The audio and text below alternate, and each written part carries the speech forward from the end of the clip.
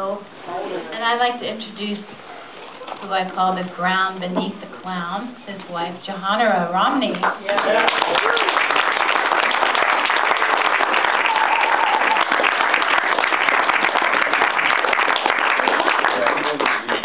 Wavy wants the green chair. And my producer, David Becker. Yay!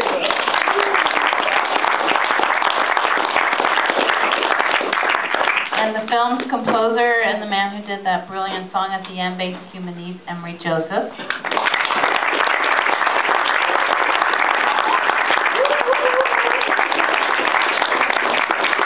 A round of applause.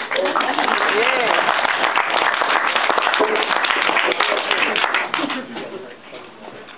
So we're here for you.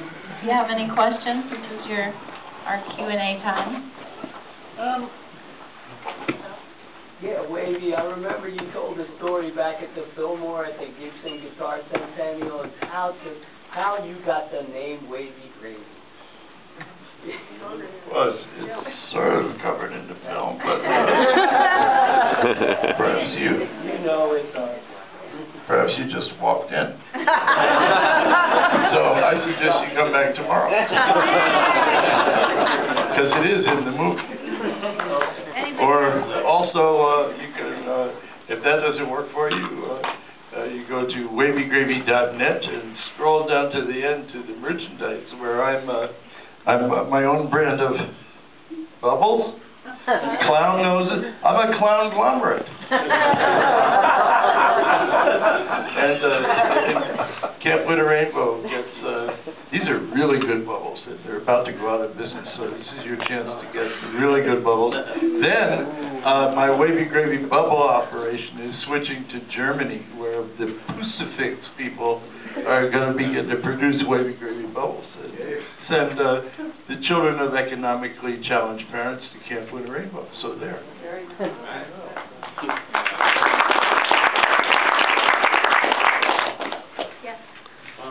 Since you just mentioned Camp With a Rainbow, I really want to thank you for starting or having any part in creating that, because it introduced me to the nucleus of my favorite band. That being Thunder and Lightning, Nick Revenetti, oh, yes. John Cipollina. I had a tape from '79, and Norton Buffalo got up and jammed with them, and it was just...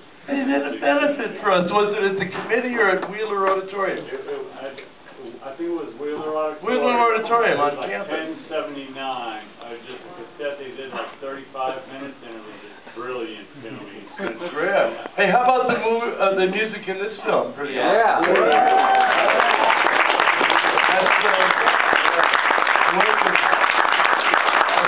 That's Emery Joseph on the end. And it's done very, very professionally to me. Say, Emery, how did you ever put that song, Basic Human Needs, together, anyhow? Great version. Let's just say that I'm not allowed to go to any studios in New York City or anywhere in the country and say, no, it's just one song. We're just going to do one song. Tell us how you made it. Yeah, I want to hear. How did I do that? How did you do that? How did I do that? Well, I've been privy to Wavy and Johanna's life and their lifestyle enough to have heard Wavy sing that song a lot on various actars. And it just occurred to me that it would be a good gospel song. And then once gospel gets into anything, you can invite lots of people to join in. And so you're surrounded by amazing artists that see you as amazing people, and so it's just like watching Michelle make this movie. The subtitle of this movie could have been called 4 Million Phone Calls, and that's not an exaggeration. So I just got on the phone and started saying, this is what we're thinking, would you like to? And it was always yes. And after we recorded many of the artists and then had many of the artists send in their tracks, it was just this big, beautiful jigsaw puzzle. And nobody knew what they were going to sing, and they just sent what they wanted to sing. And in the end, it turned out 8 minutes and 31 seconds worth of patchwork quilt wavy graviness. So, yeah.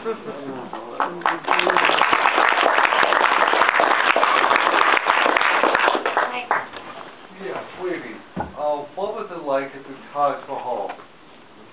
You're at the Taj Well, Mahal. the Taj Mahal was, you know, I mean, of all the places, it was kind of corny, you know, but because I've seen it, and there's the matching one across the street and all that. But what was amazing during that time, this was the festival of Holi when we hit the Taj Mahal. And the festival of Holi was when all these Indian people go nuts and squirt colored water on each other and hug. Otherwise, there's no touching, really. And everybody is, you know, kind of laid back. And suddenly they have permission to squirt colored water on each other and hug.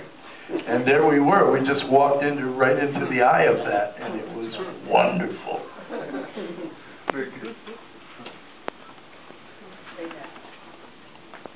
In the way back, you saying, Joe? Way back there. In the way back, in the corner. Corner pocket.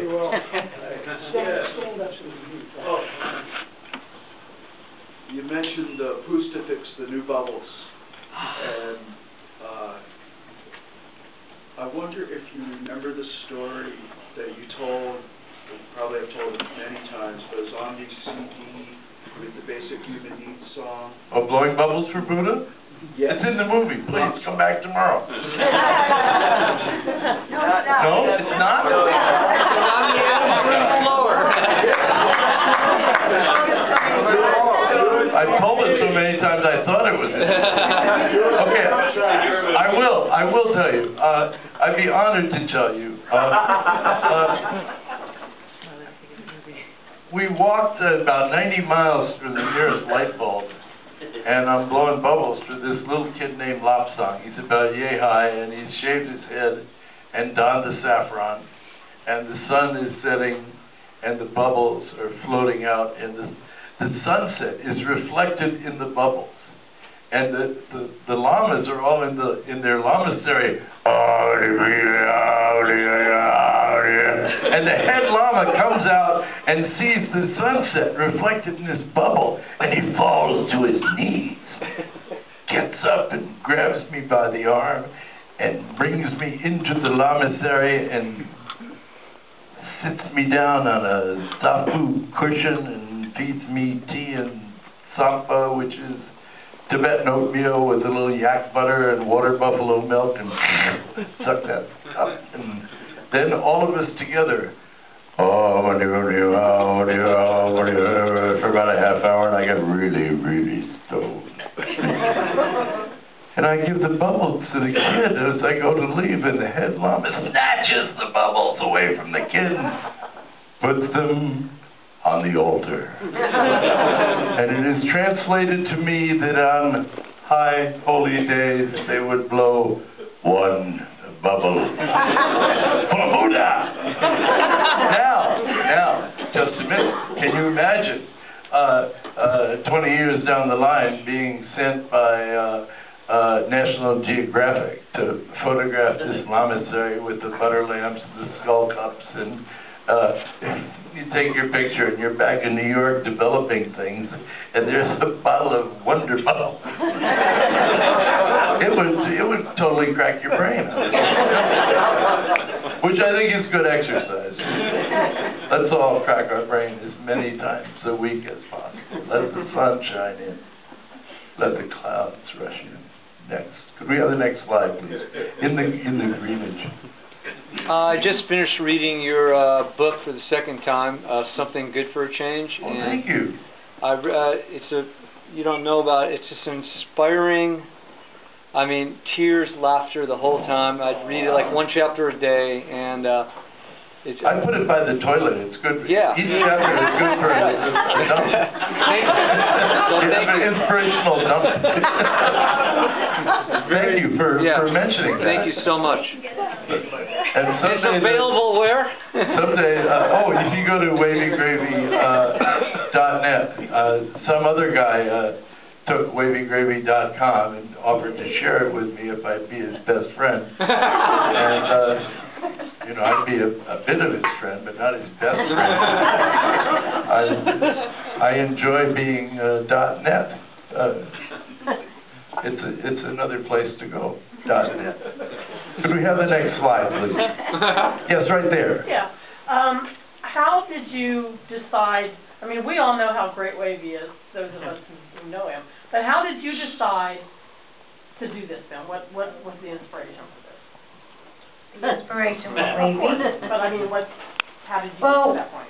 I got to know him in the mid-90s, and we did a bunch of benefit work together. We actually launched, he helped my company launch the Grateful Dead necktie line. Did anyone ever get a Grateful Dead necktie or a Jay Garcia tie? So my company, I launched these ties with my partner into consciousness. We did these big events called the Gathering of the Tribe. You know, we did these, tried to make them fun, and so the press would, anyway, so Wavy was our spokesperson, and we sort of did this campaign for a couple of years, year and a half or something. But I heard him tell these amazing stories over and over and over, and I was like, how come there's not a movie about this guy? He's amazing. But then also what was happening to me personally was my perception was getting shifted to the better every time I was around him, and then I saw other people walked away wanting to go help somebody after they hung around him, and I thought, well, you know, I really want to share who he really is and put him on the screen and let audiences be inspired. Because the bigger picture of the film, for me, is his message that we can make a difference, we can make a better world. Everybody can do it in their own way, and if we do it together. And I love Wavy's message about keeping my sense of humor, that we continue to laugh, because it's hard, and laughter helps keep us going and keeps us connected, and music, and you know, all of that is what I believe to be true. So I really wanted to share him with everybody and truly introduce him to everybody. So that was my inspiration. Thank you.